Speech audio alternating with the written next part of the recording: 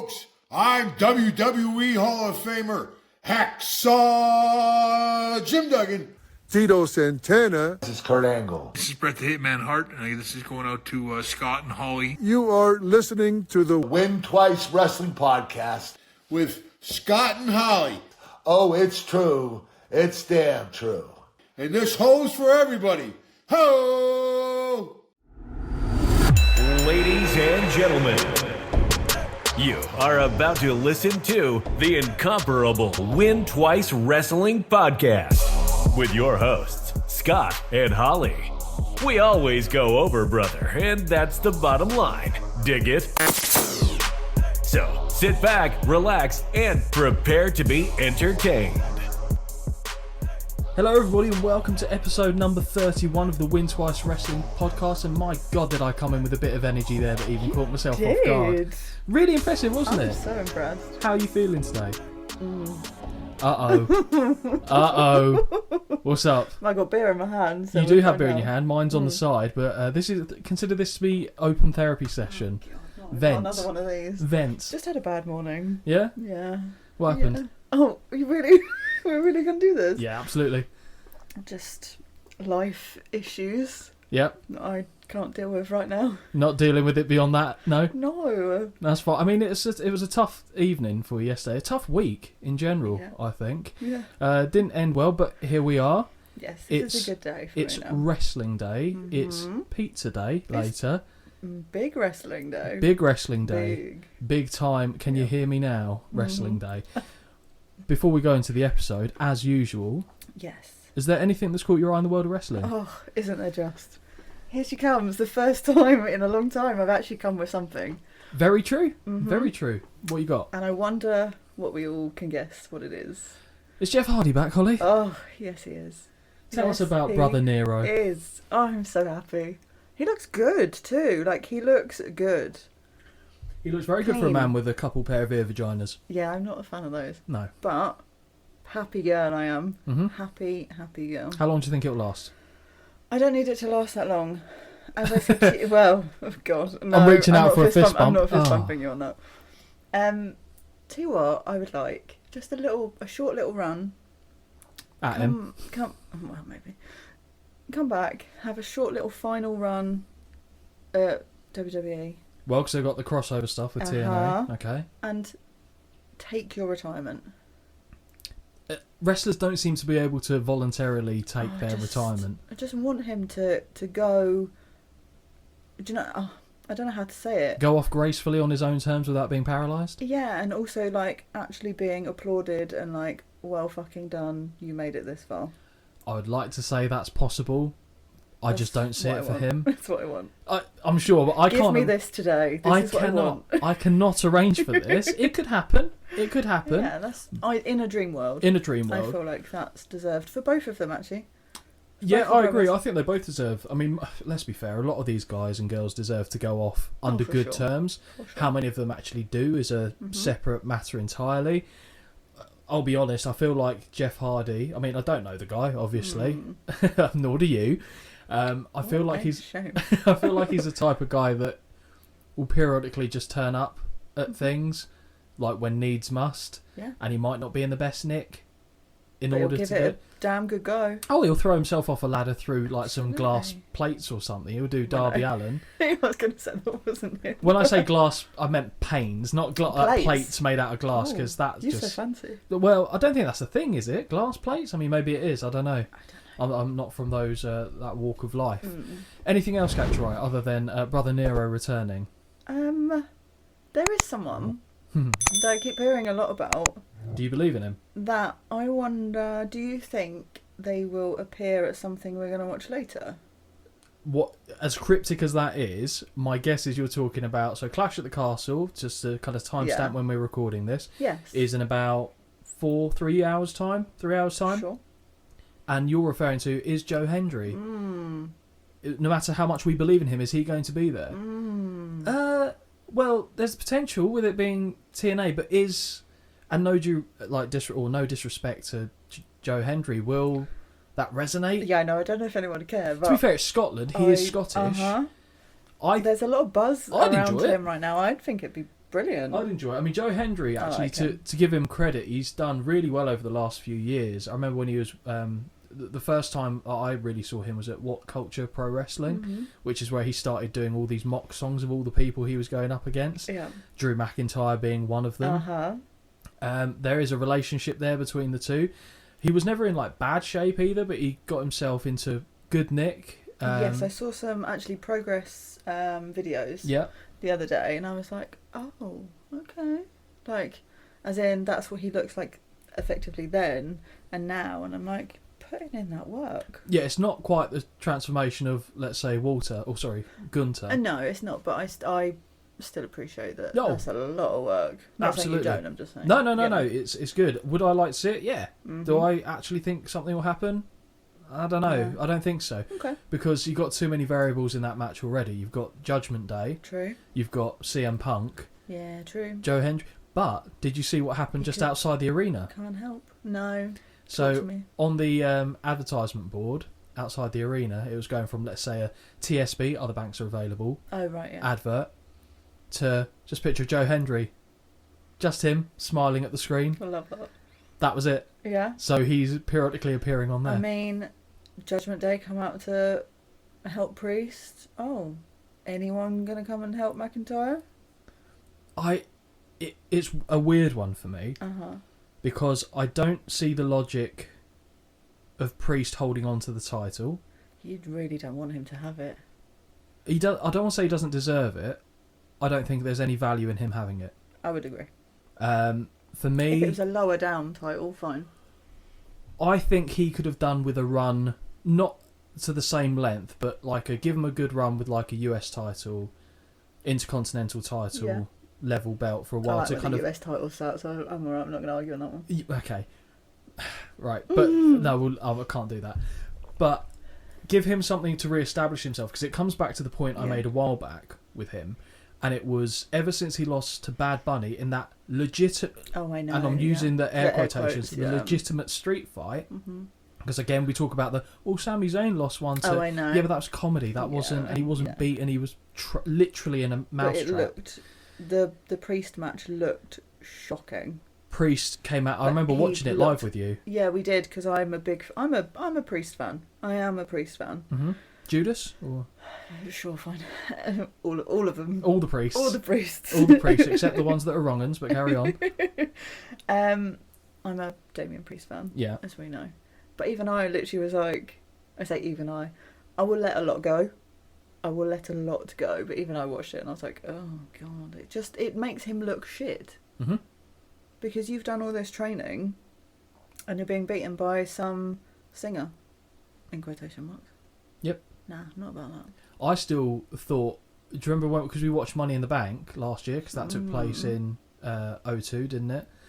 And we were shocked because out of all the people in the match to get the Money in the Bank, we had him dead last in both of our predictions. And that's not because we didn't want him to, it's because he made the least sense to do it. And it feels even like, for me to not pick him, I'm shit at our predictions. Like, I'm so bad. I could have seen LA Knight get it. I could have seen Logan Paul get it. I can't remember actually. I'm pretty sure I was backing LA Knight because that made the total sense. And I thought Logan Paul, because that could be a thing. Yeah. Like him going around instead of. And you know what? Again, that would make sense. Fuck the US title off. Give him the big one. Give him this. Have him going around. Not even give him. No, sorry. Let's give be him clear. A big one. Well, no, but I mean, don't give him the second title. Biggest one. I don't think, for as well as he's done, for as long as he's been there. So we've gone to Logan Paul right, now. okay. Just while we're on the topic. Oh, my little ADHD mind is jumping around here. For me, yeah, he shouldn't ever hold the title, the WWE title. The title. Okay. Because fine. For as well as he's doing. Ever.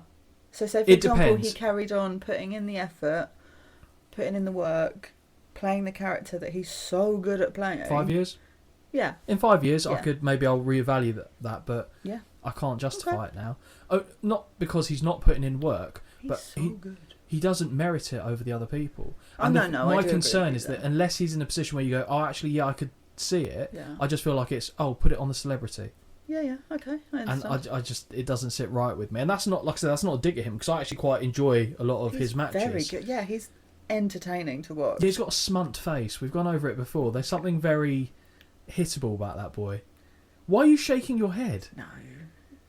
He's a good-looking lad. I'm not saying he's not a good-looking lad. I just like that, yes, he is in quotation marks, a celebrity. Yeah. But he's put in the work. He has.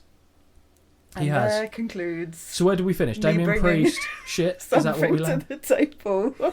Tonight, okay, here's a question for you. Go for it. That we won't be able to answer. Tonight, when we watch it, Damien Priest, top or no top? He'll have a top. But do you think he'll take the straps down? At some point, yeah. When you said top or no top, I thought you meant like in sex. I was like, well, I know you're on top, so I imagine he'd be on the bottom in that situation. Oh, okay. Right, fine. Are you joking? Stop. So, right, this is the thing with him. Right, so I like him. Right, we have so many comments when we watch about different physiques and why certain people dress a certain way, whether it's their choice or whether they're not. He has not got a bad body. No. At all. But why he feels the need to fall into Rhea Ripley's wardrobe is upsetting. Well, on the basis his tits look better than mine in half of the tops that he watches. Well, okay, we'll comment on that bit later. Half the tops that he watches, I just said that. That makes I no was sense. going to leave that, I'll be honest. I mean, you're halfway through a beer. I was going to overlook it. But I don't think it's a him decision. No, I mean, I'm sure it's not. And same with Baron Corbin, because why would they always not have their tops on? Oh, do you? Someone had to. Why would they always wrestle without their tops on to then suddenly start wearing tops? I mean, to be fair... if you've got a top on, keep it on.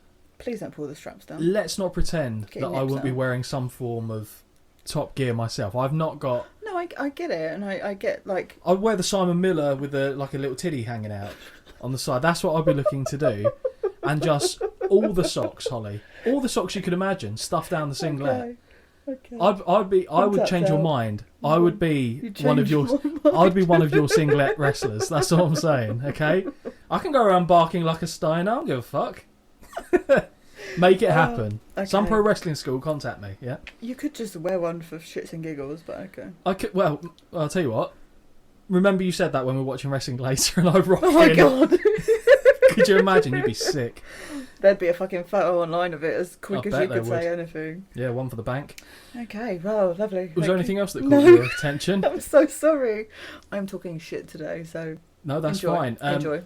Also, just to give you guys a little bit of a heads up before we get into the main event of this episode.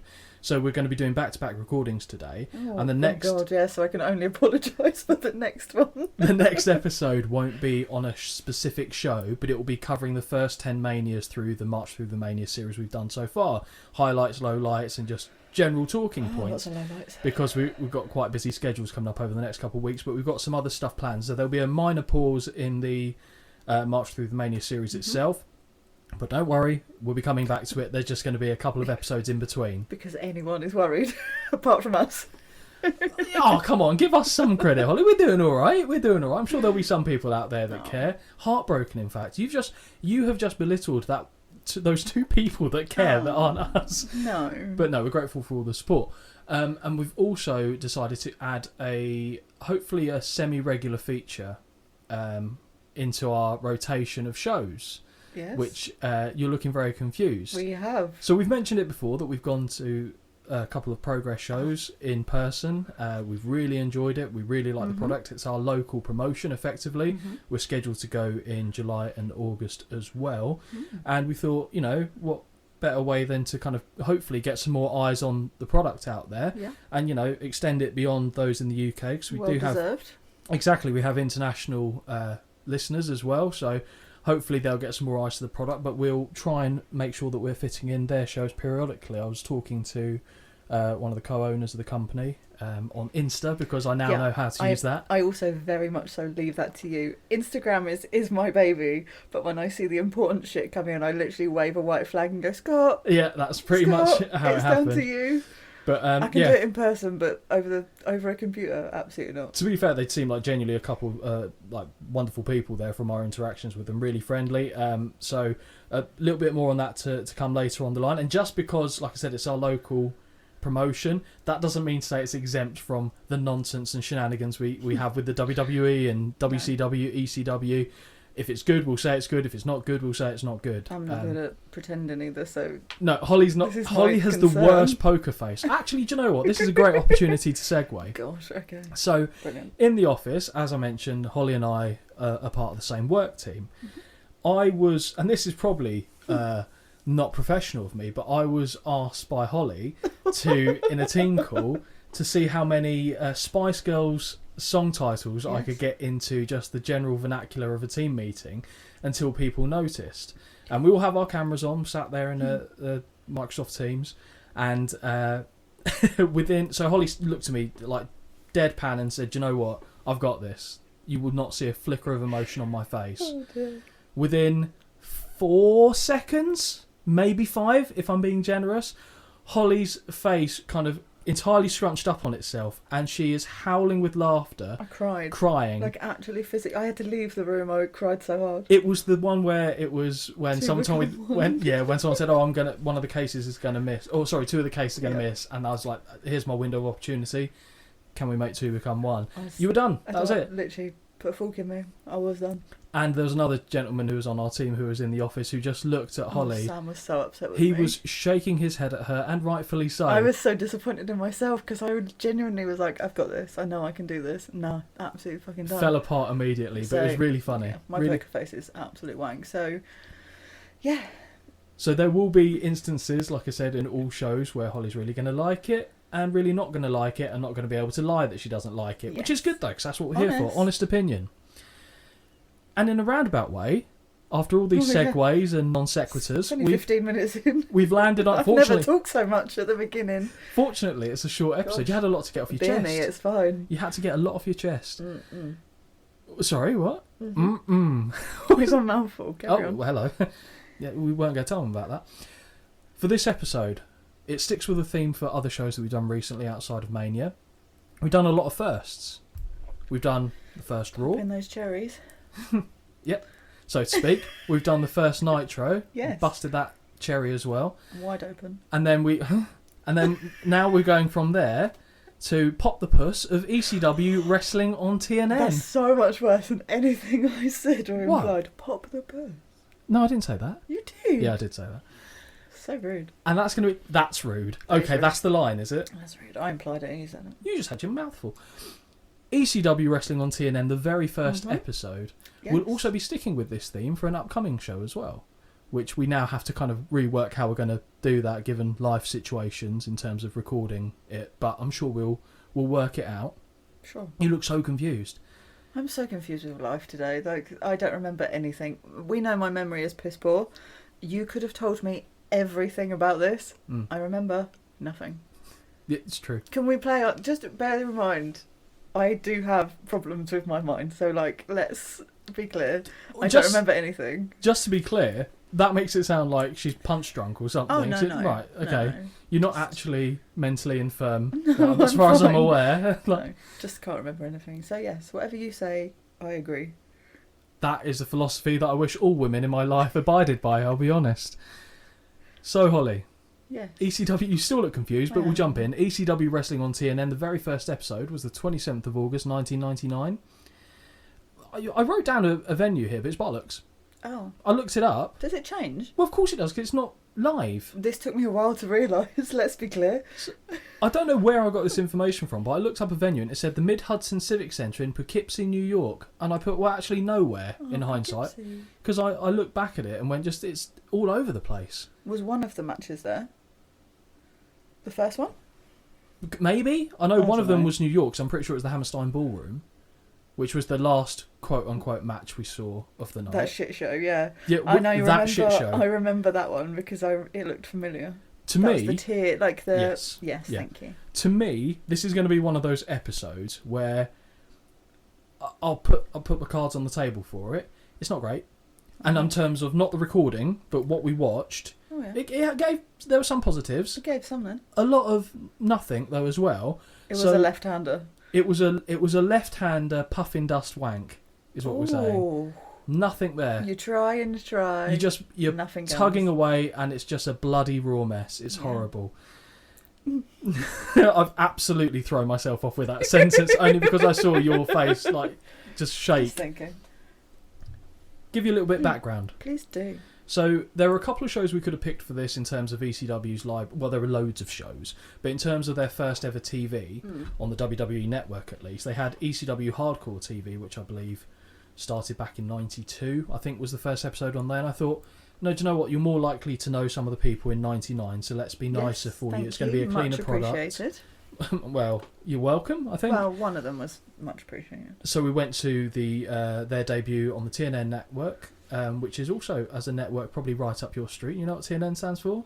The Nashville Network, which sounds about as country bumpkin as you're ever going to get. I love that. But I thought it would give you a little bit more than potentially what other shows would have done. Fine. And I'll give you a bit of background on how ECW ended up on TNN in the first place. Okay. So I took this from, to be clear, took it from Pro Wrestling Wiki, so I'm basically reading off what they had there. So what was the rationale behind this decision? So she's immediately yawned. ECW's owner, Paul Heyman, signed a 3-year contract with TNN in the hopes of expanding national awareness of the company. Prior to ECW on TNN, ECW was only televised via cable syndication.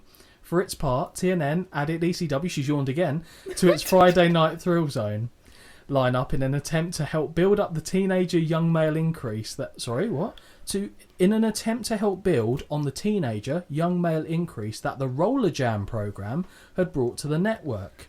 I wish you'd seen Holly's face for the word Roller Jam there. Into 2000. Oh, sorry, I've got that as well. I've got that as well, don't worry. Okay. Into 2000, the network claimed a vast improvement in the young male demographic on Friday nights due to ECW's addition. So ECW and TNN had notable differences in terms of what should be put on their TV and what shouldn't. So can you, sorry. Of course, I'll ask questions. All of what you just said. Yes. Can you put that into layman's terms? They basically put it on telly to get more boys watching it. So TNN were trying to capitalise on, like I said, they had the Friday Night Thrill Zone, and they were trying to capitalise on so a lot of TV marketing wants to appeal to a particular demographic of male between 18 and 35. Okay. So if you've got a strong following of that, you're probably going to attract good advertising money, and it just generates money from there. As part of that, TNN wanted wrestling on their network. Okay. ECW was the only company of that size that could have potentially moved the needle for them. WWF was elsewhere, WCW was elsewhere, so ECW was the only one that could really compete on that level, because whilst there are other promotions, of course, nothing of the level of those three. And don't get me wrong, ECW was a mile off WCW and WWF. I'll go into Roller Jam in a minute, because I know that you would rather know more about Roller Jam than the rest of the show, I'm pretty sure. Maybe. I banked on that. She might yawn 78 more times. So we had to take a momentary pause there immediately because Holly needed some lubrication for her throat. So she had a nice big stiff drink to make sure that it was fine. Because quite frankly, her yawning at the start of me doing a very well researched piece, me put her off by her yawning in my face, and then she needed to cough. And that's my fault. So anyone wondering there, that's my fault. Oh my God. I'm not throwing shade. I'm just saying you're living in shadows right now. So does that explanation make sense? They did, yeah. Could you repeat any of it? I didn't need the ag that came with it. No, that's a Brucey bonus. Fuck me, it feels sad. Sorry? Wow. Is that a request? Carry on. ECW and TNN had differences. Okay. So you've seen ECW. You know what it brings to the table. Mm-hmm. So it's not always hardcore wrestling and violence, but that's definitely a key motif. 85% of the time, yeah. I don't even think it's necessarily that, but there's always an element of it on the show at the very least. The TNN network, and I could be wrong on this because I probably should have done a bit more background research into the history of TNN network. Okay. But it was very much a strong Christian background with like Puritan thoughts and this kind of stuff, and the ECW product doesn't fit in with that.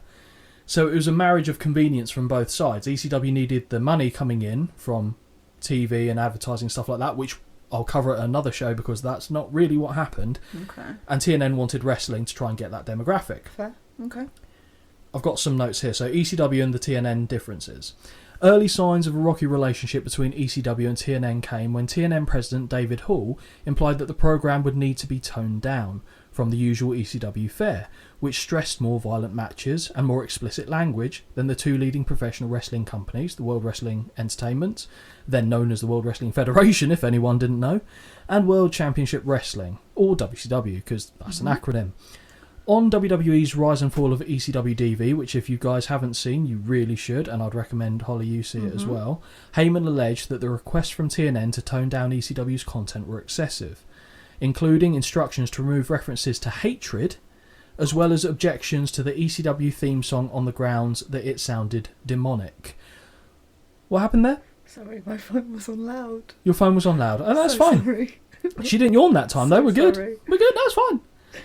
Would you have said the ECW theme was demonic?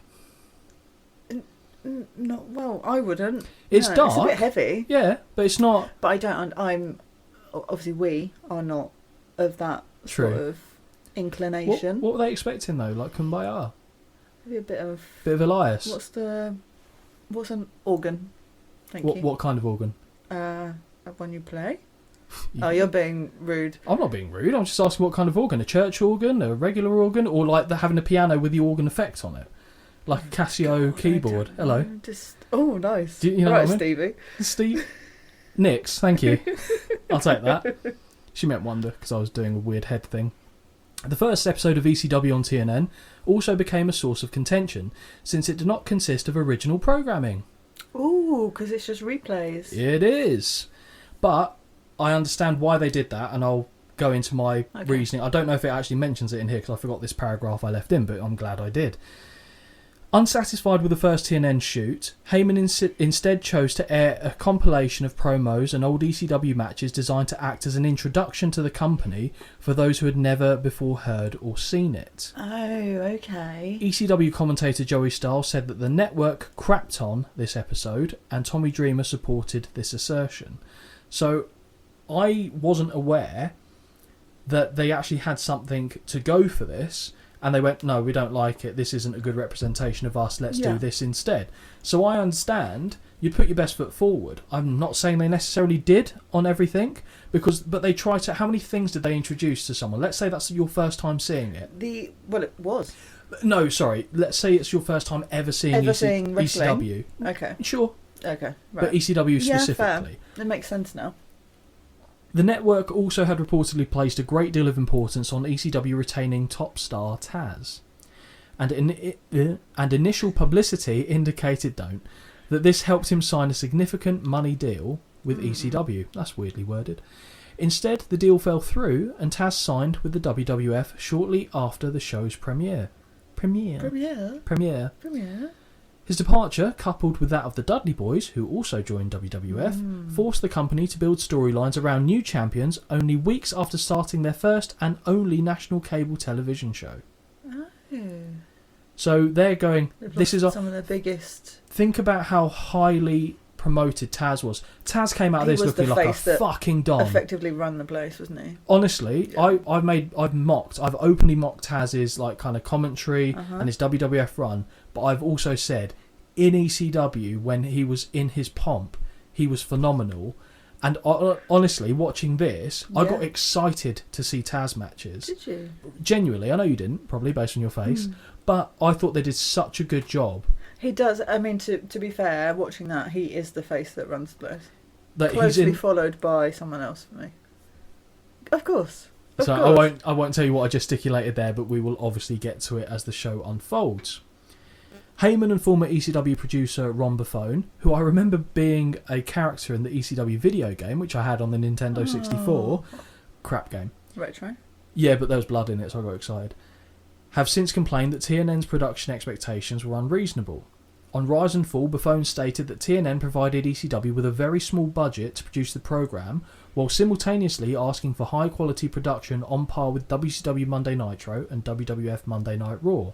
This irritated Heyman, who strikes me as an irritable man at the best of times if things aren't going his way, due not only to the difficulty of meeting the standards, but also because he felt the more bare-bones ECW look was part of its appeal. I agree with that. It was counterculture. Yeah. He wanted to lean. Heyman's you don't want to see things that are all identical, do you? No, because it was gritty. It wasn't sanitised. the whole ECW under Paul Heyman... It's dirty. It's dirty. It goes against the grain, but it's also working with what you've got and not worrying about what you don't. Yeah. So they call ECW locker room the land of the misfit toys, because that I say they. Yeah. Paul Heyman will say that. The wrestlers themselves will say that, because for whatever reason they didn't fit in with WWF or WCW, or their time had passed, or they're on the ascendancy. But yeah, so I completely understand why Heyman wouldn't want to adapt his aesthetics to kind of conform to that, especially with the budget that he had. Yeah. They were always working like hand to mouth. Like, it wasn't something, they didn't have like a pool of money for which they could splash the cash. Heyman also took umbrage, great word, with what he felt was a lack of promotion of the show from the network, specifically, and its parent company Viacom in general. Many wrestlers echoed this point on both the Rise and Fall DVD as well as the independently produced Forever Hardcore documentary, which I also think I have somewhere down there. Heyman's dissatisfaction with TNN culminated in an on-air promo in which he made known his disdain for the network, true, I remember this, as well as a running storyline in which manager-commentator Don Callis, aka Cyrus... We've been over this. Yeah, I know. I love the fact that I can genuinely... Everything's new. It's great, I love that. It's always new for me. You could have told me this yesterday, it's still new. Portrayed a TNN representative that continually interrupted ECW proceedings that he felt were inappropriate. Oh. TNN muted the audio during Heyman's promo and ran a crawl across the bottom of the screen that poked fun at Heyman's sanity. The full promo with the audio and without the news crawl was featured on ECW's syndicated programming. Really good.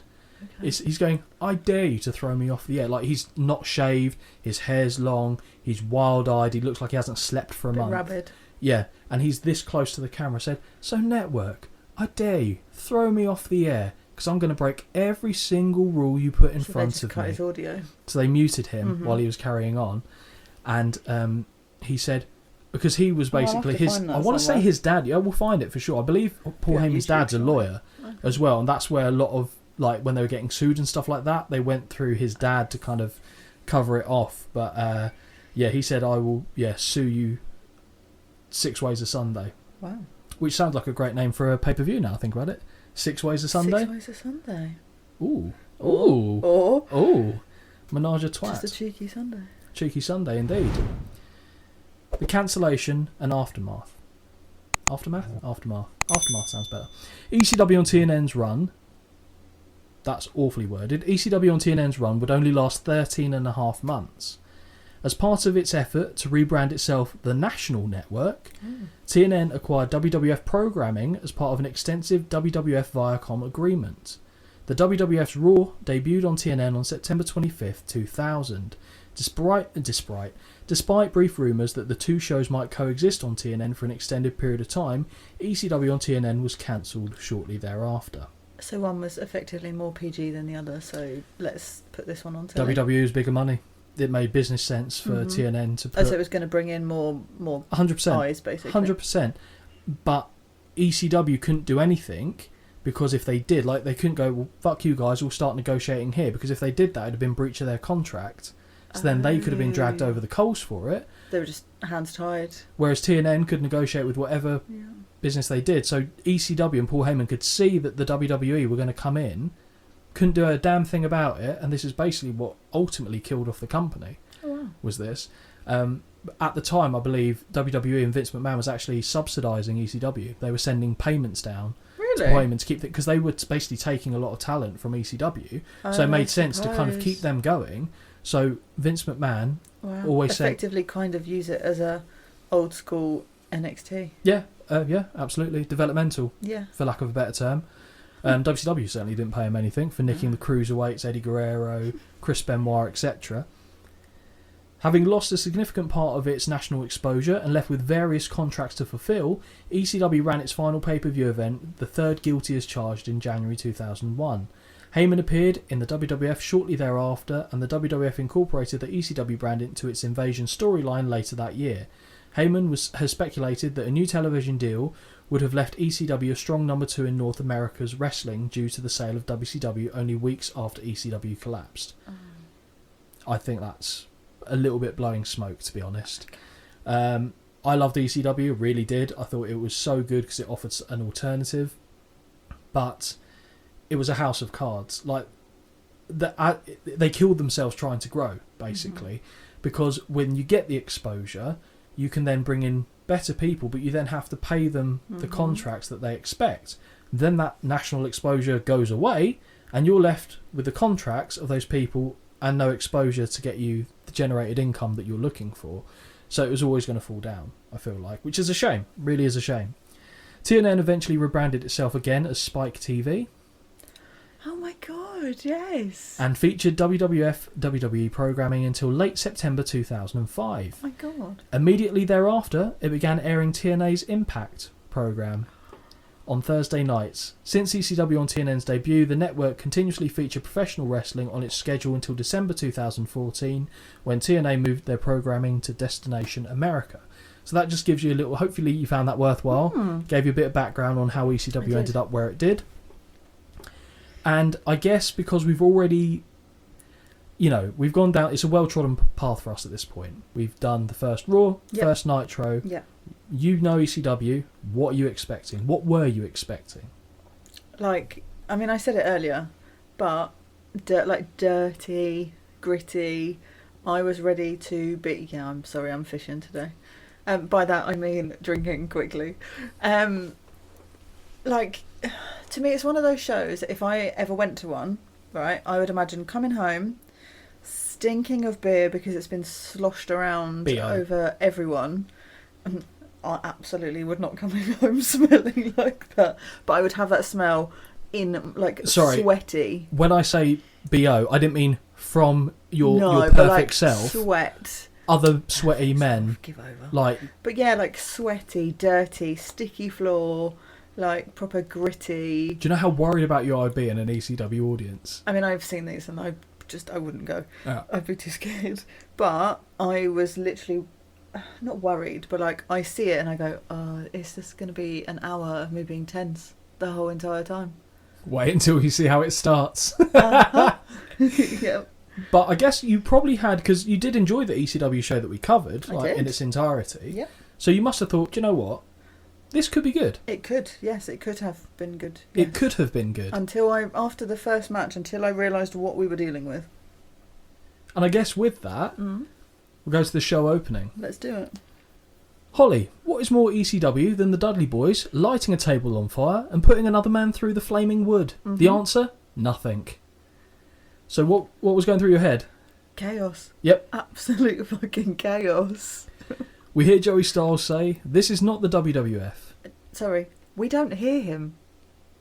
It's so fucking loud. Right, I was like, I did hear him. It's so fucking loud. It is. It's very loud. They need to sort their audio out. Well, again, tight shoestring budget. You can only do what you can do. Oh, well, okay, he needs to enunciate louder for the people in the back. Oh, he does when there's a cat fight. Yeah, he does. This is not the WWF. This is not WCW. This is ECW on TNN.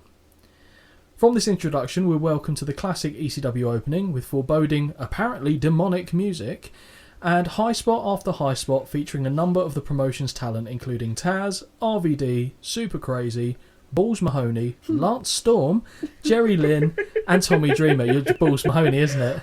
I just can't. Do you prefer Xanta? I fucked up so badly when we last talked about Balls Mahoney. What, Fat Raven? Fat Raven.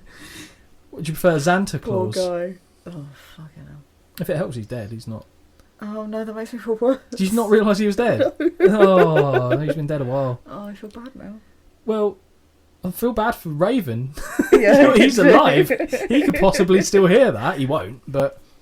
Okay. As we culminate with the ECW logo on screen, we're soon taken to Joey Styles, who's wearing a t-shirt that has such fine black and white stripes it will make your eyes go funny looking at it with this resolution.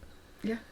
It does, doesn't it? Yes. Yeah, my okay. eyes are fucked as it is. I don't need this shit helping as well. You came out like, what's going on? Yeah, one's looking into last week, one's looking into tomorrow. Brilliant. Have you got the lottery numbers? No, I fucking wish. Yeah, I do. I would never see you again.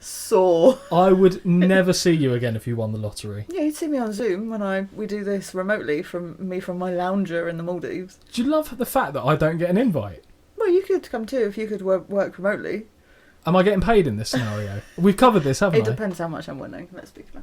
Oh, yeah. Let's carry on. Just Okay, so I you can talk no, about this for no, fuck fucking this. hours. You've won, let's say, 100 million. Oh, if it's 100 million, then fine. So I get a salary Yeah. Oh, nice. What are we talking? Oh, I don't know. We'd have to discuss. We'd have to discuss personal terms. We see... Oh, sorry, no. Again, I've got so excited with this. Gosh. I believe Joey says they're in Toledo, Ohio, which goes against the bit of research I did, saying where the show was. Mm-hmm. But there we go. And he informs the viewers that there is no better way than to start with the ECW TV title that has been held by the likes of Chris Jericho, Dean Malenko, Marengo, excuse me, apologies, Eddie Guerrero, Too Cold Scorpio, Bam Bam Bigelow, and Taz. Such a dick. However, they don't forget to mention Mr. PPV, Rob Van Dam. Yes. We see footage of RVD beating Bam Bam Bigelow for the TV title, a belt which he has held for 18 months and is claimed to be the current longest reigning champion in all of professional wrestling. 18 months is... It's long. Currently, at that time, do you realise how much they were hot-shotting WWE titles around? They'd have, or WCW, they'd have 3 champions in a month. Oh, okay. It's ridiculous. Well, no is the answer. I didn't know. So, opening match. Yes. And I will say there's only 3 matches, and one of them I'm not calling a match. One of them. 2 of them, no, yeah, I'll give the second one a bit of credit. Okay. So the only match on this show is Rob Van Dam with fucking Whistleman Bill Alfonso versus Jerry Lynn for the ECW World Television title. Holly, hit me with it. Right. You giveth and you taketh away. I was actually very happy. RVD, Jerry Lynn. And I literally have written, again, alright, fine. I am here for it. Fucking Whistleman. I know his name. I don't give a shit about his name. I'm so angry. Still. I don't care. Fucking Whistle. Anyone else turned on? So annoying. And it really, really hindered me. Yeah, I imagine so. Who fucking thinks that's a fucking good idea? Sorry, I'm sorry. Him. No, it's my fine. mouth is It's fine. horrendous, but I'm angry. Were you? I was How did you feel? so angry. Okay, so you were fair about enough. it. You were angry. Yeah. When I saw him come out, I was like, "Oh dear." You thought it was funny. Of course. Mm-hmm. How did you feel on a scale of 1 to 10 when I sent you that voicemail Livid. that you then Fucking livid. What? Such a dick. What did I send? It was a dick move. I didn't send a dick. It Just was to be a dick clear. move. What did I do? Well, you voice noted me. Yeah. I love a voice note. Yeah. I freaking love a voice note. Not of people fucking whistling. Why? Chump. Oh! Oh! That's such a PG insult. Come Chump. on. Well, go on. What do you want to call me? Chump. No, I wouldn't. No? Okay. No. I'm happy with chump. Okay. I bet you are. Put you over my knee later. So, Holly, you're welcome for this match. Being placed before you as the opener. With that being said, I sincerely apologise for the presence of Whistleman.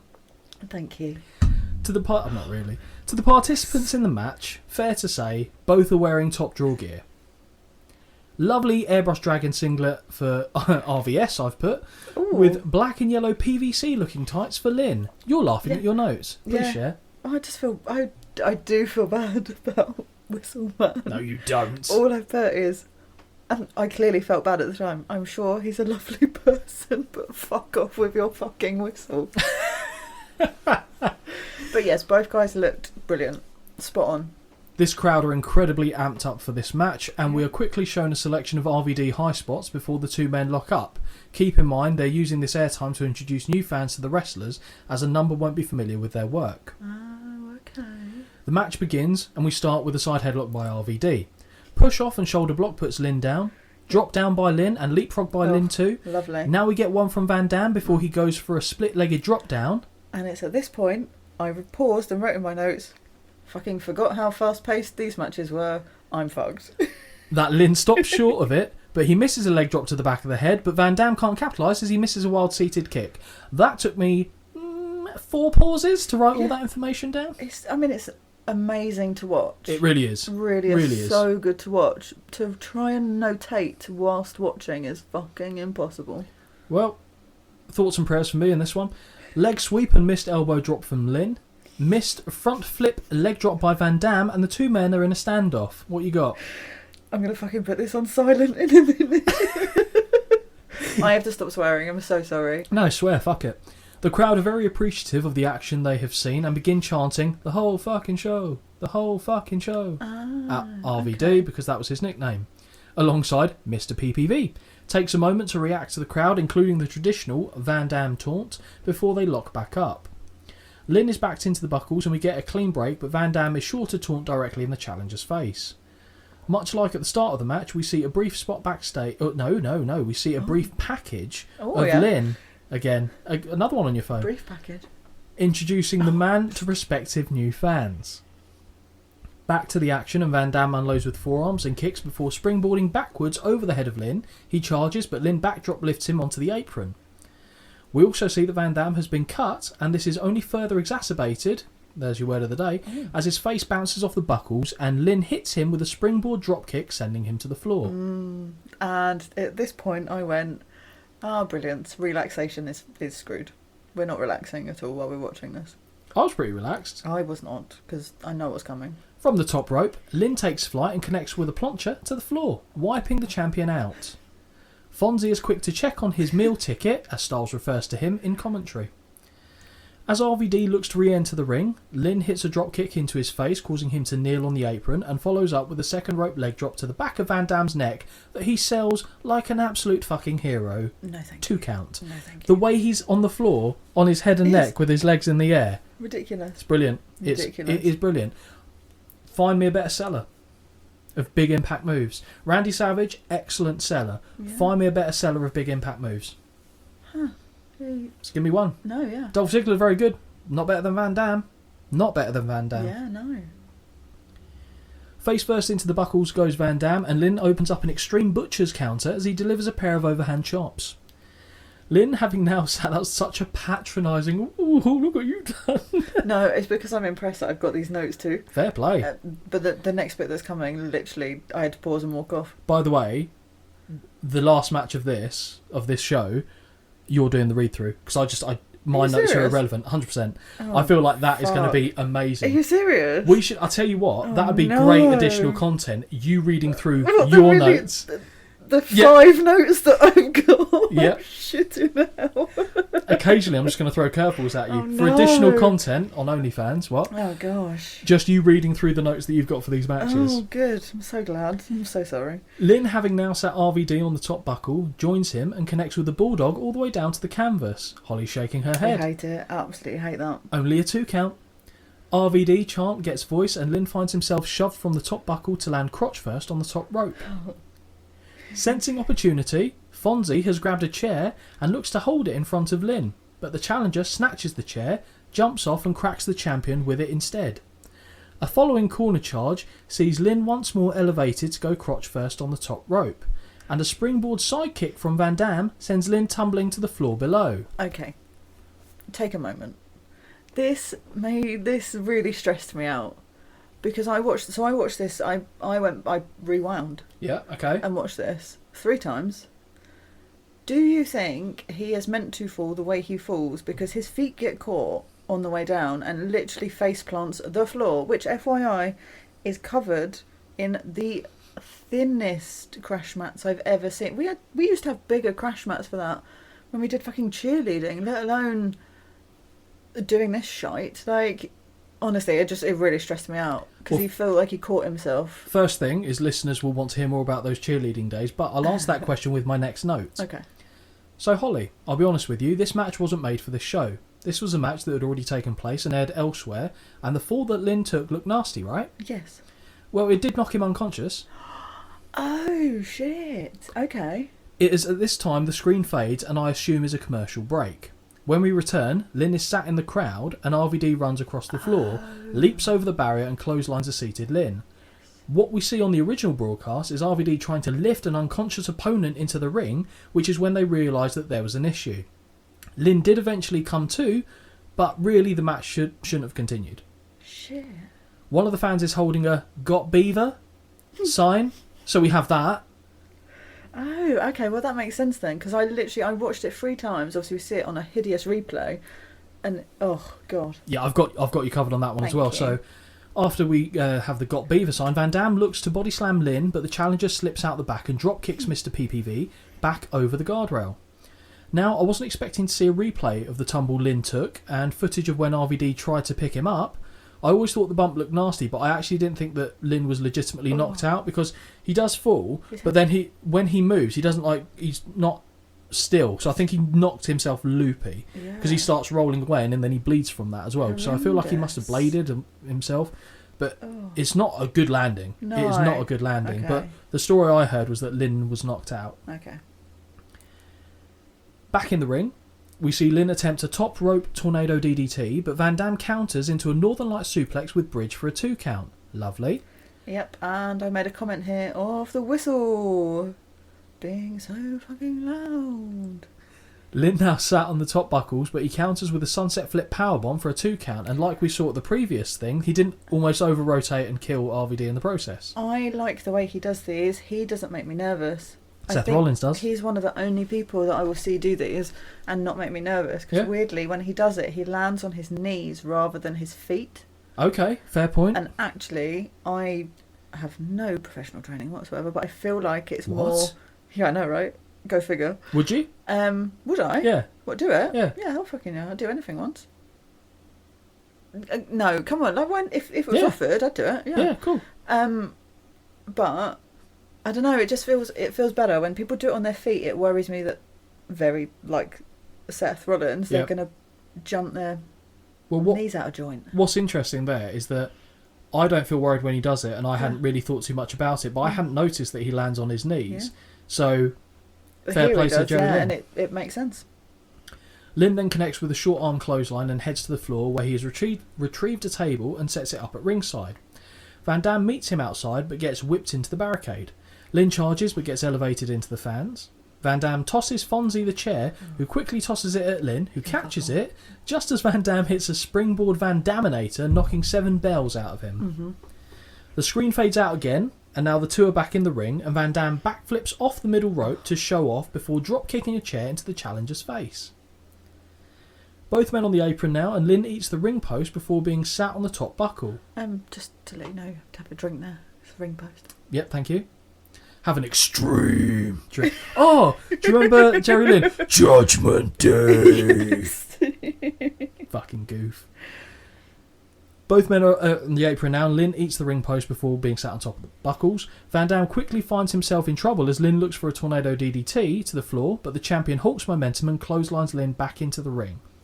Split leapfrog over the top rope into a leg drop to the back of Lynn's neck results with a near fall for Van Dam. Oh, that is... No? Just... naughty. No. Lynn gets whipped into the corner, but lifts Van Dam overhead onto the apron. The two trade strikes until Lynn hits a sunset flip powerbomb from the ring apron. The two trade strike... Wait, no, what? No, what? I'll read that part again. Lynn gets whipped into the corner, but lifts Van Dam overhead onto the apron. The two trade strikes until Lynn hits a sunset flip powerbomb from the ring apron, though through a table and to the floor. Now, when I say the table exploded, it fucking exploded about as beautifully as you could hope for. We then get a sexy slow motion replay of the move as well. Brilliant. Honestly, unreal. Brilliant. Unreal. The bloody battle continues as we skip ahead to the two men in the ring once more, and Van Dam is whipped into the buckles but gets the boot up on a charge. And my favourite part of this match is coming. I'll be honest, I may have made a note of that as well. Fonzie tosses a chair to Lynn, and he catches it before swinging at Whistleman, who ducks. He turns just in time to see and duck the spinning kick. I thought I said see a dick. See and duck the spinning kick attempt to the champion before driving the steel into his ribs. Now, Holly loves Jerry Lynn as he tosses the chair straight into the face of Fonzie, and I imagine you actually scream with joy for that. I'm so happy. So happy. You know what? I didn't know how much of a big fan I was of Jerry Lynn until this moment. Yep, first time he's made you wet. There you go. Oh my god. Wow. Wow. Not wrong. German suplex with the bridge by Lynn gets a 2 count. Body slam, and now Lynn climbs the ropes, but Van Dam hits a rope assisted kick to the head to stop the challenger at the top. Now, this is unfortunate, as the two men, who are both standing on the top rope, look to move position and tumble to the canvas, where they are greeted with a "you fucked up" chant. This looked obviously nasty, because it obviously wasn't meant to happen, but I don't know what they were going for. No, I don't either. It made me nervous though when you see them both up there, and then all it takes, obviously, as they've proven, is someone to literally just slip. Yeah, I'm thinking. The only thing I could think of is because they turned around so Van Dam has his back to the ring. Yes. He's getting pushed. I feel like he might backflip, land, and then Jerry Lynn flies at him. If I'm guessing, but I obviously have no idea. Evidently, Lynn got the worst of it as Van Dam makes the cover for 2. Now we get a Van Daminator from Lynn, who gets a near fall of his own. Perhaps the shittiest sunset flip attempt I have ever seen, but they recovered because they're both so goddamn fucking athletic. Yes. And we see the two at this stage of the match successfully bridge up. Oh, I love that. I will always love that. I couldn't, on my best day, I couldn't do that. No, me neither. And they did it like on their worst, well, in a moment of depleted energy, shall we say. Lynn looks for the cradle pole driver, but Van Dam counters out with a backdrop, but this gets turned into a pin and a near fall for the challenger. Mr. PPV is placed upon the top buckles but shoves Lynn to the canvas before connecting with a split-legged moonsault for a 2 count. Love that. Absolutely love that. Inverted DDT is avoided courtesy of a snapmare, and Van Dam connects with a twisting leg drop before going up top. 5-star frog splash connects cleanly, but when Van Dam makes the cover, Lynn looks to steal it with a small package. Near fall. Clothesline ducked by Lynn, who grabs a waistlock, but this gets countered, and once more Fonzie throws a chair that allows the champion to connect with another Van Daminator. A second 5-star frog splash connects, and with the cover that follows, Rob Van Dam retains the ECW World Television title. Holly, what are your thoughts? Do you know what? I could watch these two wrestle all the time. Really good, aren't they? So damn good. Really good. So good. Obviously there was the fall in there, which wasn't ideal, but also makes it a bit more real. Yeah, I agree. Because it's going to happen. If you're moving as fast-paced and as high-flying as these two, and you're tired. It's a really and good one point. of you has been knocked out 2 minutes earlier. It's going to happen. Yeah, really good point. I freaking love this. Yeah. What'd you score it? 4.5. I can't see. I'm black. 4.5. That's my score. I'm sure Dave we're the actually rated it same. on the ECW pay-per-view that it was on, but I just went without. I didn't look for Dave's scores on this. No. I gave it 4.5. Oh, I genuinely could watch these two. Yeah. Like, they're so good. And they work so well together. Yes. They know each other really well, and their styles mesh brilliantly. Exactly. And it does make me nervous, let's be clear. I literally have put, I get exhausted watching this because my nervous energy literally pumps through my body the whole time. And all we're saying there, everyone, is that Whistleman got a 4.5 star. No. Let's be clear. Do you know what? And I will say this, if Whistleman wasn't there, this would have got higher than 4.5. Really? Yes. I'm not saying 5. Did you prefer this then to their first match? Yes. I preferred their first match. Okay. Yeah, okay. Fair. Well, I'm trying to remember what you scored that. I think you gave that 4.5, so I think you've given them the same score. Okay, we'll have to look back at that. From there, back to Joey Styles. Joey now points fans to contact them about the ECW merchandise catalogue, and I would bloody love to have my hands on one of those right now so I could look through it. Okay. That would just be fascinating. Yeah. So it'd be sticky. Vintage. Very sticky, I imagine. Okay. Do you know what I mean? Weird. Like there'll be pictures of, would you like a poster of Dawn Marie? Why can't I get to that page? Right, okay. ECW fans. Now, an interesting take from Mr. Styles, who insinuates that Stone Cold Steve Austin wanted the ECW World title more than anything in the world, but couldn't manage to get his hands on it. So, Steve Austin, when he was fired from WCW, spent a very brief time in ECW before going to WWE. Yes, when I saw that little clip, I was like, oh, okay. Every day's a school day. It is indeed.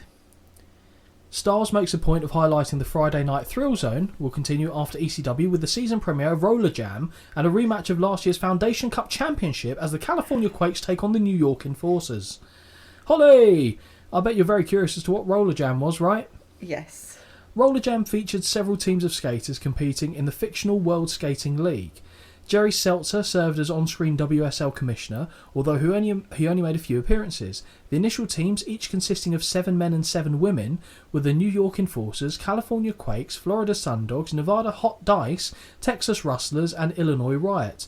The original name of the latter 3 teams were the Las Vegas High Rollers, the Texas Twisters, and Illinois Inferno. Team Vegas, come on. Their names were changed prior to the start of the first season. 2 notable veterans from roller games, Rockin' Ray Robles and Latin Spitfire Patsy Delgado, obviously we know her well. Say that first guy's name again. Rockin' Ray Robles. Similar to your name. Scott. No. What do you mean? The middle ones. I don't have middle names, what are you talking about? Oh, we're doing that. If you were gonna be in roller jam, whatever it's called, would you triple barrel your name? No, I'd probably go under an alias for fear of people knowing who I actually was in the real world. Fair point. Not the mini fridge. Not big enough to be a fridge. I call myself the mini fridge. There you go. Love that. Despite strong funding and 4 seasons of broadcast on TNN, the venture never became a live attraction. Fabricated storylines and characters in the mode of professional wrestling were being featured more than actual competitive skating around season 3 and 4, raising the ire of many skaters and fans of legitimate roller derby. So do you know what roller derby is? I do actually, yeah. This is what that is. It's like demolition derby but on skates. Yeah. Chaos. Basically that. That's what Roller Jam was. And this was part of the Friday Night Live, all that excitement on imagine on going TNN. home and being like, oh, what you doing tonight? Oh, nothing, just going to sit and watch Roller Jam. Hey, I'm watching ECW and then I'll stay around for Roller Jam, okay? Alright? Yeah, once the beers are out, then maybe a bit skating. I'll tell you what, I bet you that's fun as shit to watch when you're pissed. Actually, I imagine drunk it'd be fun. Styles no goes. What? Styles no goes.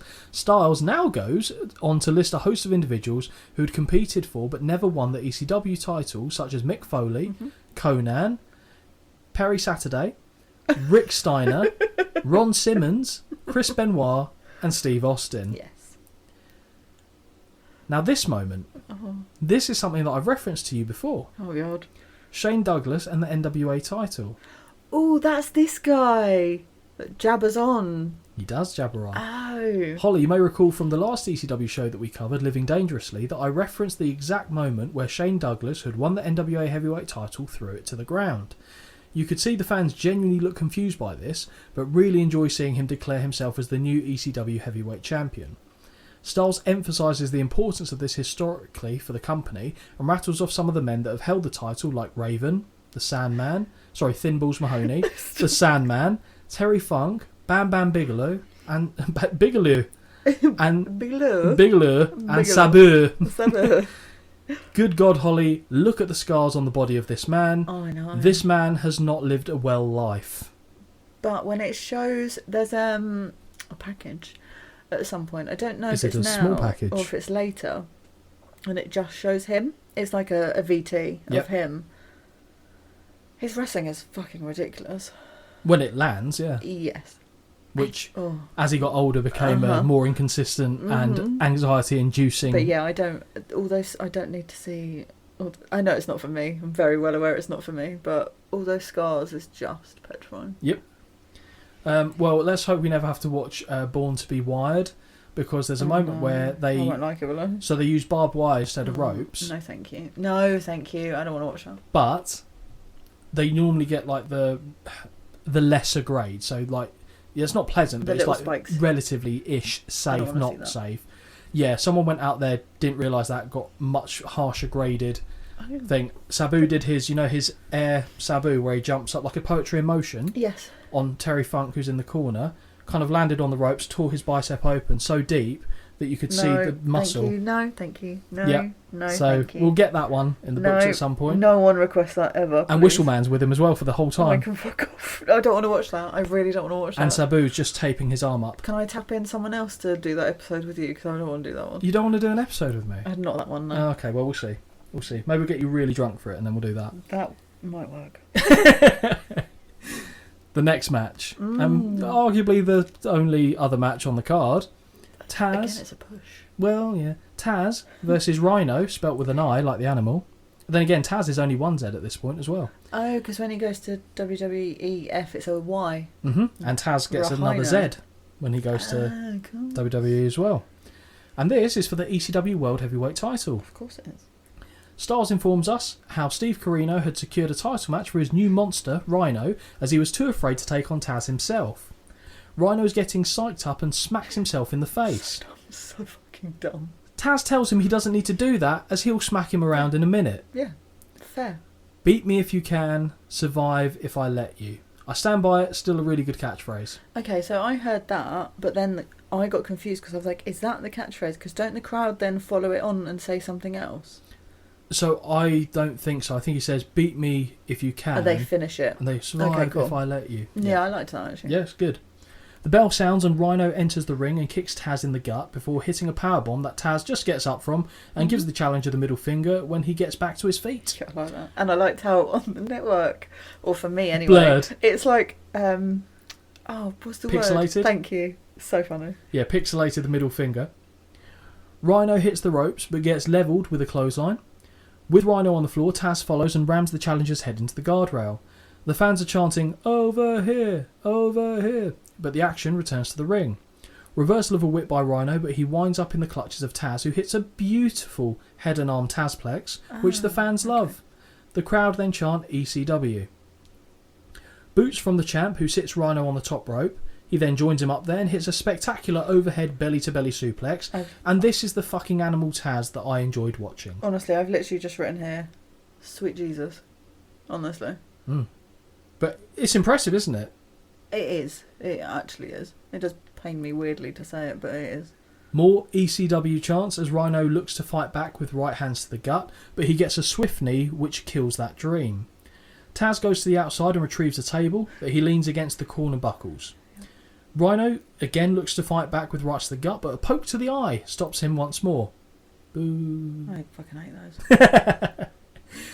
Holly will now be wincing hard as Taz hits a traditional Tazplex through the table that folds Rhino in half. Literally awful. I've literally put, he lands on his fucking neck. And it immediately makes me grab mine when I see it. It's so bad. So bad. I have such second-hand neck fear for all of these people. From there, Taz applies the Kata Hajime, aka the Taz Mission, and Rhino taps immediately, resulting in a successful squash defence for the champion. Taz grabs Rhino by the back of the head and throws him straight through the remains of the table, because why the fuck not? Yeah. I think he made his point. Yeah. Given how dominant Rhino became in ECW, I was actually surprised by this squash match. We hear Taz repeat his catchphrase, this time with additional bleeps, and this one is done. What do you score this match? Okay, before I get to my score, firstly, can we just discuss something? Always. Unitards are a thing, obviously, in wrestling. Yep. There are certain people that me personally, it's just my personal opinion, have the rundown of who should and shouldn't wear them or who looks good in them and who it suits. Simon Miller. In his big titties. Big titties? Big titties. Taz's outfit, I don't even think it's a unitard. It's the skimpiest thing I've ever fucking seen. Weirdly more skimpy than if he was just wearing pants. Yep. And also, because he's not wearing knee pads, we've, in real life, we've had this conversation about the no... No, I know, sorry, but... Looking around the room, it might feel like the Truman Show. Is it Dragunov? Ilya Dragunov, yeah. Doesn't wear knee pads. And it weirdly... Tyler Bate. Yep. Doesn't wear knee pads. Really, my brain just doesn't understand it at all, and I don't know why. I know it's a me issue. No shit. But Taz is of smaller stature. Yeah, I think he's 5'6", 5'7". Gosh, so my height, okay. But his legs, because he's not got no knee pads on, his legs look a bit longer, but he's got no neck. But he's wearing... It's all balls. It's all balls on dick, and I don't... you were hog watching again? No, I wasn't, but... I can honestly say I didn't notice. It's the smallest... But it's like a little slip, and you've got a little bit of offal hanging out. For sure. Yeah. So when I wear... Not this one, right? Okay, you're actually going to wear one that's got, like, shorts on it? An RVD one? Mr. Perfect? Yeah, I don't think I'll do any of them justice, and also if I'm wearing a Mr. Perfect one, you're definitely staring at my dick. Depends what colour it is. Yellow, if it's neon, bright yellow. We're fucked. Right. Just to be clear, we won't have fucked, but carry on. But yeah, so that's one point. Yeah. Another point. This is really boring because it's basically a safety point. Okay. And ECW is not the place for safety. Rhino's got his fucking eyebrow pierced. Yeah, I saw that. Take it out. It's honestly not a good look for the man. I'll be honest. It's not. I don't think. I'll be honest. I'm not a fan anyway. But and no one cares. But Rhino probably does. Watch a match like this, and then go. You've got a piercing in. At what point are you not concerned that that's just going to get ripped out? Well, and that's gross. Okay. I know it's not safety first. But my next point: there must be men and women in the world of professional wrestling that have genitalia pierced, Yeah, but you don't wrestle with a dick out. Hadn't finished. Sorry, okay, I'll be quiet. Taking a low blow or a wry kick that goes down there. Imagine I just had a horrible thought. Imagine having like a Prince Albert and getting accidentally kicked really hard in the dick and it somehow stabs you in the gut, so your dick is then literally stabbed to your stomach. I don't think that's how it works, but in my head, that was a horrendous thought that I went down there. Piercings. I think, again, I can only put this back into my situation, but like with cheer, we were never allowed piercings. Like, obviously I've got piercings, but like we had to take them out. Same with rings and jewellery, I assume. Exactly, and one girl didn't take her belly button piercing out.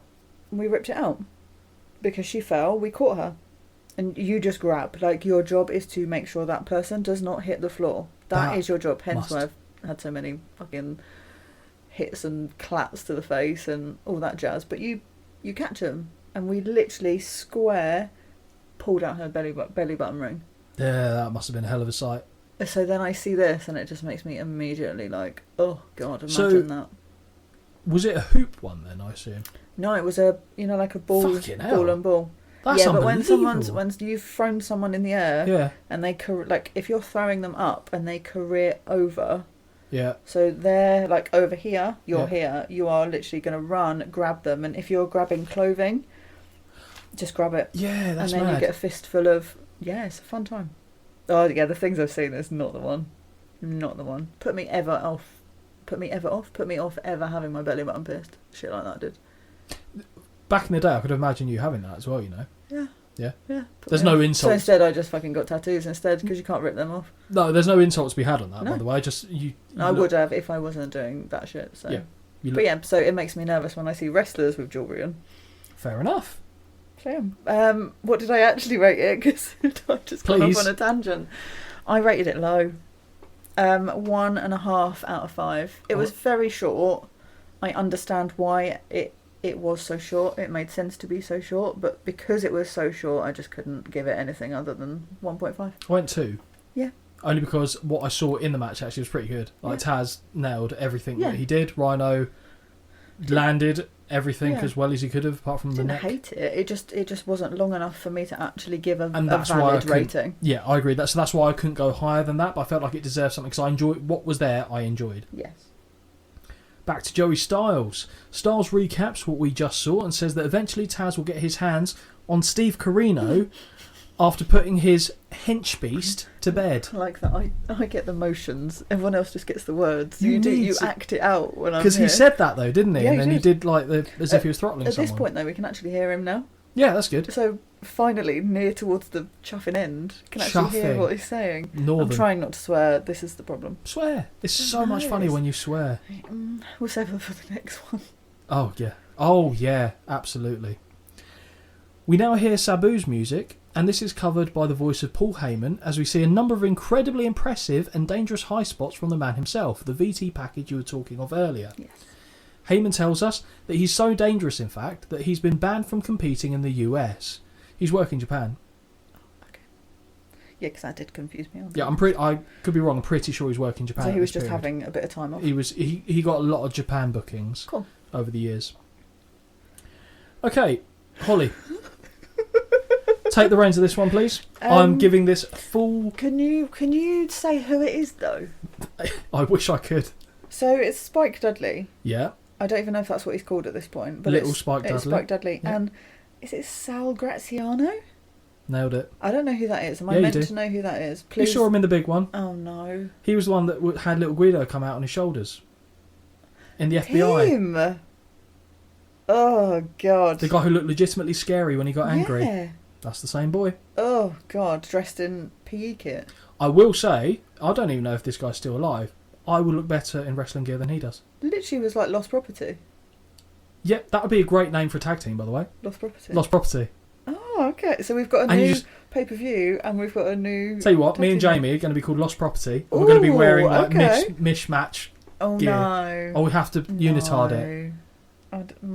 Okay, well, you come up with the gear. Think. Right. Are you managing us in this scenario? I fucking will if it goes anywhere. Brilliant. Right, are you ready for my notes? Yes, please. Buckle up. This might take a really long time. Good-o. First note, what in fuck's name is this? Low blow by Dudley. Dudley. I don't know what this move is. I only know this is Trish's move. Where he's doing it. Ever call this Trish's move? I don't know who else does this. Trish doesn't do this. She does. She does it off the top rope and it's a bulldog. This is. Oh, okay. I don't know. I just call it an up and over acid drop. Say the last part of that. An acid drop. That's what it's called. Okay, this is why I don't do these things. 1, 2, 3. Thank fuck it's done. I am assuming Spike Dudley's character in this was to be like a meth head druggie because he's gurning the fuck like away. He's supposed to be a dipshit, yeah. But he's gurning so hard. Obviously fake, but... He looks like a move is an bushwhacker. acid drop. So I was like, I assume it's like a Yeah, thing. the whole Dudley clan. I've gone over the Dudley clan before. Yes. He was at the shallow end of that gene pool course. in terms of brain capacity is what they were going for. Did you know in reality he was actually a teacher? Huh. Carry on, as you were. That's the end of my notes. Scott, what did you rate this match? This bit I quite like, actually. I quite So- like being in control. Right, I was really confused. Are you pretending to be me? And Oh my god, you are. right, so words. I'm really trying to think. So Holly, why the fuck was this on the show? Oh, I can't believe the shade you're firing at me is so harsh. So harsh. And you're actually acting it as well. You're method acting. But yeah, just got a yeah. Such an arse. The only thing that would have made this worse, right, is if fucking Whistleman was there. I'm sorry, I'm swearing. I mean, that's true. Oh my god, I can't. But You're so rude. like, there was nothing to. There's nothing. It was nothing. This makes me so self-conscious. 0 of what I stars. sound like. 0 stars. Good. I also gave it 0 stars. There you go. There's my phone. Good fucking time. This is why we don't do this shit. I'm gonna go cry. I wasn't planning on doing that either. Oh my god, I feel so sad. It was just the way you teed it up, like I would tee it up to you, and I went, "Oh, okay, we're doing that." I feel so sad. I'll be honest, my notes were. I have 4 notes in this, and one Okay. of them is the star rating. So you actually had more notes than me. Ooh. Just it's kind of worded out a bit more. But you, You've hit got a every lot point. more words. You hit every point, so nothing for me to you. cover. No, it was a really good On job. the really shit ones, I'm okay doing that. I'll tell you what, this is a happening. Oh, This is a. alright. Do you know what? I didn't even mean to say that, like Gorilla. Gorilla Monsoon. That's just some hairy, all right? Leave it alone. Oh, would I have to shave if I'm wearing a singlet? What? Would I have to shave? Shave what? Well, fair point. Oh, like body I was talking hair? about, yeah. You do you. Okay. Yeah. All right. Good I'm to sure know. I'm sure there's wrestlers out there that don't have. Otis. I'm literally silent, so let's carry on because my brain can't do it. After that quote unquote match, we go to the Impact Players promo. Honestly, shoot me. We see Dawn Marie. That's the line I should have got. The shoot me bit. We see Dawn Marie bouncing up and down backstage until we're rudely interrupted by the bicep of Jason, the self-proclaimed sexiest man on earth. He's not. I can confirm. As soon as I see the absolute Chad's face, I'm annoyed. Oh, I was prepared to be more annoyed. Oh, 100%. There is a bro who wanks in a mirror at a professional level. Oh, for sure. That's all I'm saying. For sure. It only gets better as Holly's favourite, Just Incredible, begins to talk and refers to himself as a one-man crime spree. Does he think he's Triple H with that? I don't know why I hate him so much, but I do. Oh, absolute. I know. Now, Lance Storm is not the man you want to rely upon to save a promo, as he declares himself the greatest athlete in this sport or any other. Thank God he's there, because Jesus Christ. Dawn then introduces herself as Lance's personal bitch. Now, Holly, Stop it. have you ever been anyone's personal bitch? Not that I'm aware of. Do you feel empowered with that terminology? Bitch. Well, no, see, it's fine. But it's because it's with a Y. It's with a Y. But I want to know what the job description of being someone's personal biatch includes. No, it's not biatch. I can't say it with a Y there in the middle, so... Bitch. Bitch. Okay. So, right, okay, so let's go over the job description. So... Did you get this online, right? No, I didn't. I'm just freeballing it, so to speak. Okay. Because I have the vacancy, actually, as it currently stands. I know, you texted me yesterday and asked. I did ask, because, you know... At least you ask. Well, looking for... Don't assume. Looking to, make ends meet in no uncertain terms. But So what do you think would be part of the job? I don't know. What am I doing crossing the legs? Personal bitch. Personal bitch. I feel like you're kind of like partly hype man or hype woman. Okay. I feel like that's got to I'd be struggle with that, bread and but butter. yeah, fine. You know, eye candy.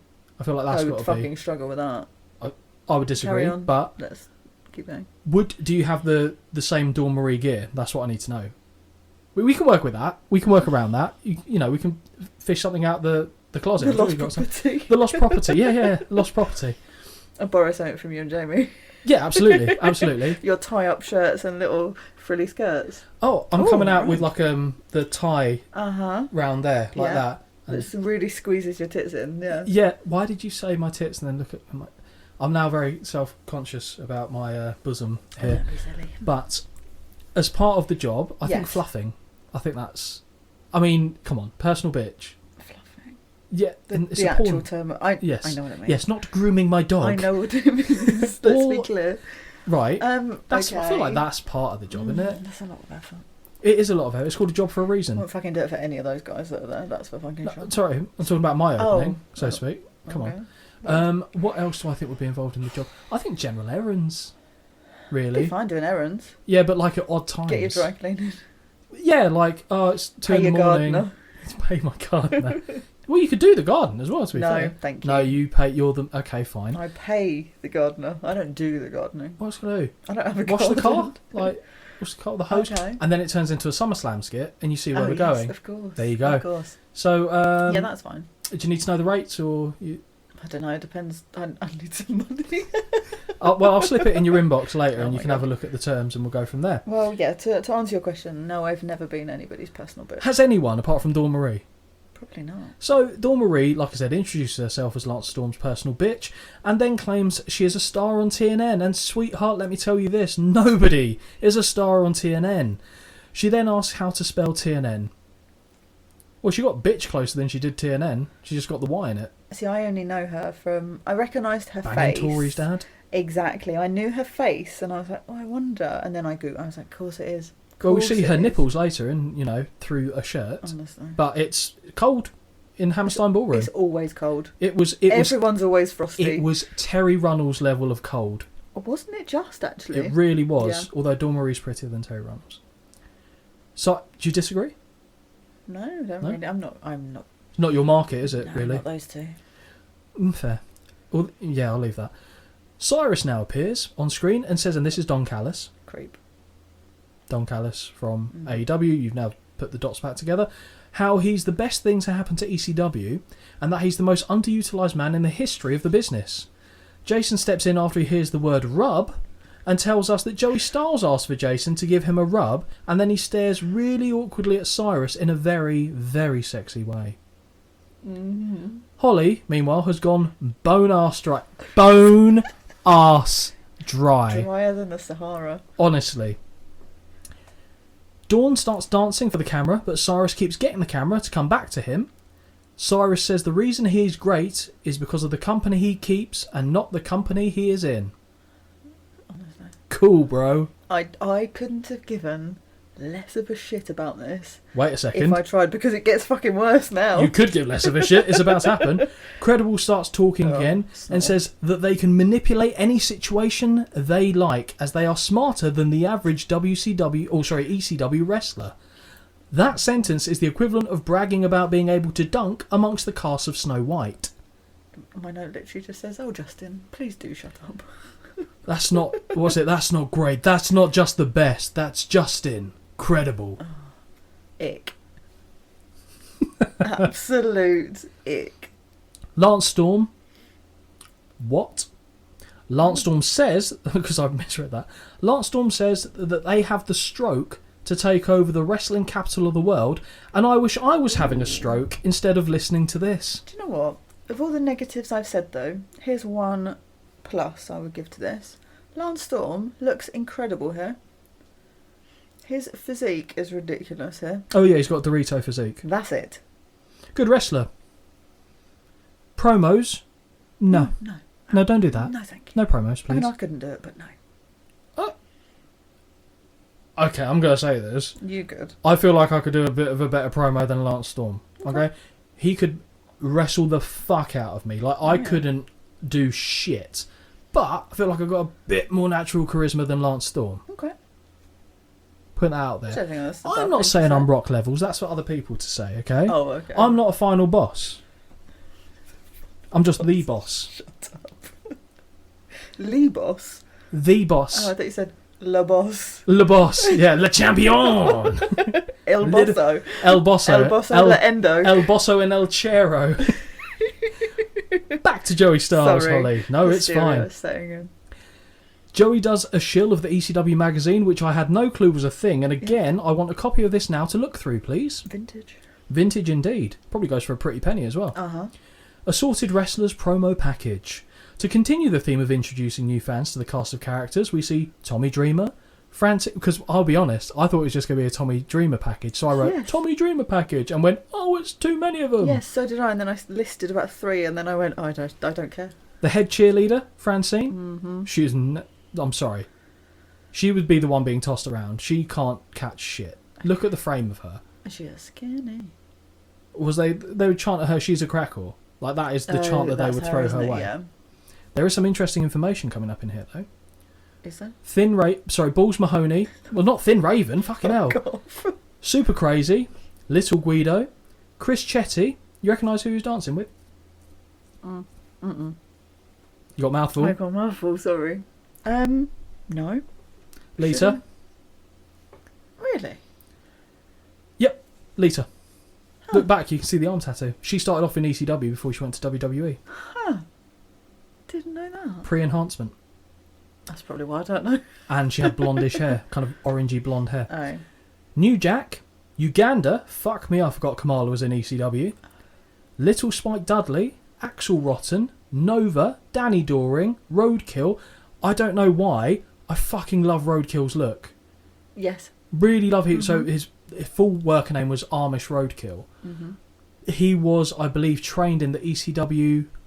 I don't know, it wasn't a power plant because that was WCW, but ECW had a brief while, had a training facility that Taz ran, and I think 2 people came out of that school. Chris Chetty, the one that was dancing with Lita, because I believe Chris Chetty is Taz's cousin. Okay. And Amish Roadkill, I believe, was the other one. Huh. And I just always thought that was a great look. Don't know why. Lance Storm, Dawn Marie, Just Incredible, Jerry Lynn, Rob Van Dam, Sabu, Tajiri, Steve Corino, and Taz. That's where I got interested towards the end. Yeah, with Tajiri. Yeah. The package then slips into a Taz promo where he's talking about ECW on TNN, saying they will take the broadcaster to the extreme. Really funny considering how much TNN wanted to tone the product down, which I mentioned earlier. Taz lists off all the hardcore stuff that TNN didn't want: barbed wire baseball bats and flaming tables. Taz says the 2 most dangerous weapons in all of professional wrestling he possesses: his hands. Mm-hmm. He doesn't need weapons. Sounds like a weapon. Taz refers to the superstars he's beaten, such as, and I'm going to quote him word for word for what he said here, the Manilian Man, Chris Jericho. Pretty sure he's going for Millennium Man there. Yeah. But he said Manilian, because I was like, is that a word? I looked it up and went, nope. Like Manila. Yeah. Pretty sure... Okay, we've done that. He mentions Shane Douglas, the man who was set to carry WCW to new heights. Taz jokes that his back isn't strong enough to carry that company, which is a shot at both Shane and WCW. The Beast from the East gets referenced, as does Too Cold Scorpio, Chris Candido, before finally touching upon the schmuck, Jerry the King Lawler. Mm-hmm. Taz is the guy my mother warned me about, apparently. Parents don't want their kids to grow up to be like him. He says that he isn't the type of guy to do an acting gig or hang around with celebrities. Sure, let's pretend that was your decision, shall we? Taz lives by a motto called kill or be killed. He says he'll be the guy who'll be dumping people on their heads, which we saw, and making them submit. For the 3rd time on the show, we hear Taz hit his catchphrase, and this one, Holly, is in the books. Just a point here. I understand the point of why they were closing it off like this. I personally would have found it a lot more intimidating if he didn't have the tassels of said towel over his head constantly going into his mouth. It's one of those stupid little things that... I quite like the look, actually, to be fair. I thought it was good. I get it, and it made sense, but once I saw Lovely it once... teeth. Very white teeth. teeth. Set in ashes, yeah. But once I saw it once, that's all I could focus on. I was like, please tell me it's finished soon. Apart from the, what was it, Manilian Man? Manilian? I thought it was a good promo. Yes. And obviously they were building up Good Taz as being the guy to look out for. For sure. Rob Van Dam showed he was the workhorse. Jerry Lynn obviously helped out with that as well. Yes. They evidenced on the show that Spike Dudley beating Graziano, so anything can happen in ECW. Sure. They introduced us to all the key players. Yeah, it was like a roster show, wasn't it? Like, here's who we've got to play with. So even though it wasn't a live show, which they did do bits and pieces that they weren't live, but they were done specifically for an episode. Yes. This wasn't that. So if we come back and do another one of these, we'll probably get a different flavour for it. But I understand why they ended up doing what they did here. What were your thoughts overall? I was glad it was the length of time it was. It was brief. I'll be honest, and will I be honest? Yeah. Yeah, you have to. Well, you don't have to. Do you know what? It was like 45 minutes long. Yeah. I would rather have watched a 45-minute RVD and Jerry Lynn match than watched anything else.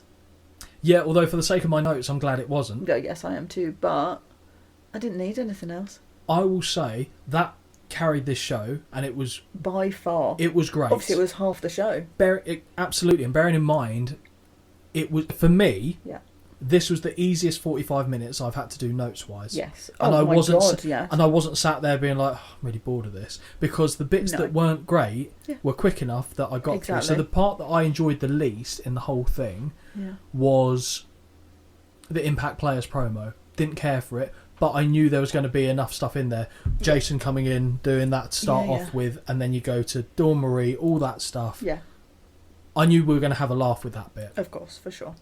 I easily did this in 2 sessions. I think I could have done it in 1. I could have done it in 1, but I purposefully chose not to. Because also, we stopped at the same time. We did, yeah. So for me, personally, if I'd have carried on after watching the RVD match, everything else was a bit, to me, piss poor in comparison.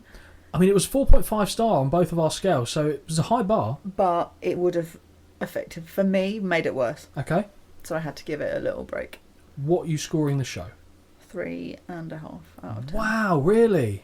Okay. Well, that's all one. I'll be honest, that's all one match for me. It's the Taz. Because that's half of it, though. The Taz one was there, but it wasn't for me. It just didn't hit for me. Okay, fine. So that's fair. That's 3.5. It is low, and it does sound low. But if I'd give it a 5, if I then compared that 5 to say the first episode of Raw or something else. So this is lower than both of those. I don't think either have scored very high. I'll be honest. From memory, Raw was about 6, and I think WCW was about between 4 and 5. So this is the lowest. I think because it gave, for me personally, it gave nothing more than that first match. There was nothing else for me. Taz looks great, but I haven't seen enough to. If I was watching this for the first time, would I want to see him? No, I'd want to still watch RVD and Jerry Lynn. Having said that, yes. From the Living Dangerously pay-per-view 99 that we watched, Taz was in your favourite match of the night with Sabu. Yes. So I feel like there's more to be for sure. It's just explored in this one. Yeah, solely, no, that's fair. That's fair. Would he draw me back in? Absolutely not. Would those two? Hell fucking yeah. But I think that's the purpose. They're showcasing that they've got a badass champion at the top of the pile who looks legitimately tough. Yeah. And the fact that, like you said, Taz is a smaller statured guy. I'm not saying he's not tough. He's still very imposing. But he's a menacing dude. Like, if he started shouting at me, even though he's like 5-6 inches shorter than me, I'd be like, hang on a sec, this is fucking, am I in danger? Like, what's going on? But that completely managed to... It's avoided. You don't notice it because it's not the land of the giants, like the WWE. They're not all 6'5". Exactly. So when I look at this, I know how tall he is. I forget watching him in this scenario because Rhino again's a big guy, but he's not a tall guy. No, I think a keg, isn't he? He is. Like, they're both quite keg-like, to be fair. Taz more so now as well. But I'm not going to be as harsh with the show as you were because a couple of the bits I quite liked. I'm not going to go mad with it either. I'd probably land it 5. And again, the legwork is much like your logic. The legwork is being done by Van Dam and Jerry Lynn. I didn't hate it though. No, I didn't hate it at all. I didn't even. It does feel a bit harsh, kind of saying it's a 3 out of 10, and I didn't hate it compared to other matches or other whole shows that I would give a 3 out of 10 for, those I probably found a struggle. This wasn't a struggle, but also let's bear in mind it was 45 minutes. Yeah. If you gave me this at 2 hours... But if I gave you this at 2 hours, you'd have more actual wrestling matches on there so as well. You can't compare apples and oranges. No, you can't. I had hope for more on it, I'll be honest. And after we saw the Van Damme and Lynn match, and I saw the squash match, I went, we're not going to get anything else good on this.